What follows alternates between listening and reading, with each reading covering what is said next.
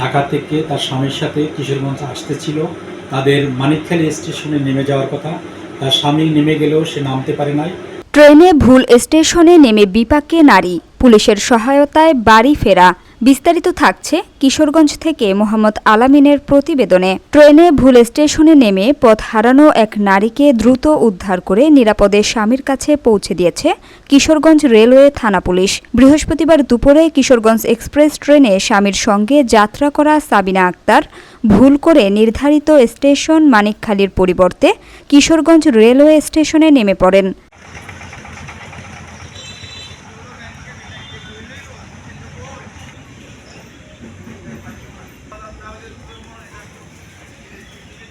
স্টেশনে নেমে ভুল বুঝতে পেরে তিনি মানসিকভাবে ভেঙে পড়েন এবং কান্নাকাটি করতে থাকেন। বিষয়টি স্টেশন কর্তৃপক্ষের নজরে এলে তারা রেলওয়ে থানায় খবর দেন।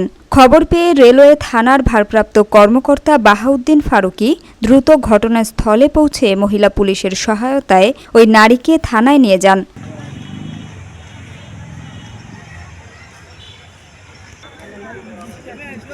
পরে তার মোবাইল ফোন থেকে স্বামী বিপুল মিয়ার নম্বর সংগ্রহ করে যোগাযোগ করেন ওসি ফারুকী।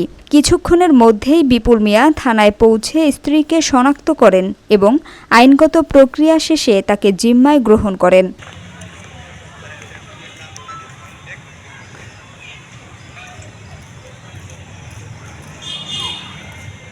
ওসি বাহাউদ্দিন ফারুকী বলেন, বাংলাদেশ রেলওয়ে পুলিশ সর্বদা জনগণের জানমাল ও নিরাপত্তা নিশ্চিত করতে কাজ করে। খবর পাওয়ার সাথে সাথে আমরা নারীটিকে উদ্ধার করে নিরাপদে তার পরিবারের কাছে পৌঁছে দিয়েছি।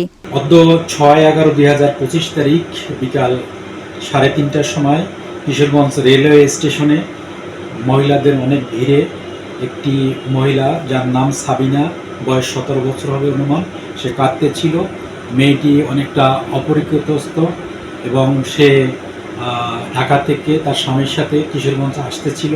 তাদের মানিকখালী স্টেশনে নেমে যাওয়ার কথা। তার স্বামী নেমে গেলেও সে নামতে পারে নাই এবং তাকে জিজ্ঞাসাবাদে সে তার স্বামী সিকিউরিটি গার্ডের চাকরি করে বলে জানায়, এছাড়া অন্য কিছু বলতে পারে না। তার সাথে একটি মোবাইল ফোন ছিল, মোবাইল ফোনটি বন্ধ ছিল।